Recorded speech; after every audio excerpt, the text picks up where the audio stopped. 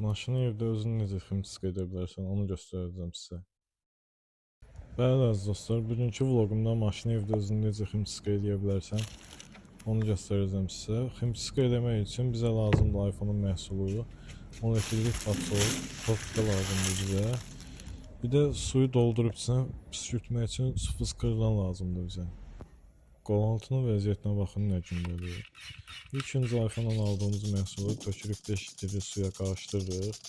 Ondan sonra fıskırdanı tökürük. Kirli yeri haradırsa maşında ora vurursunuz.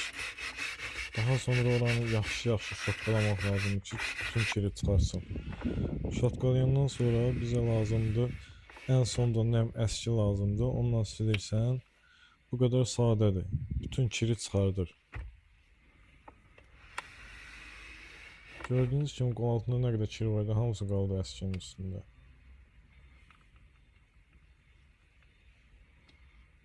Bu arxa sağ qapını tutacağıdır. Maşında ən çox demək olar ki, işlənən yeri oradır.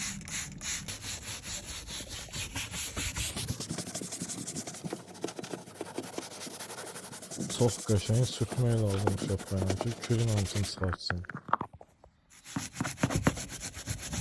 Sonra yenə həmin qayda nəm əskini silirsən, kirin hamısı çıxır qalır əskinin üstündə.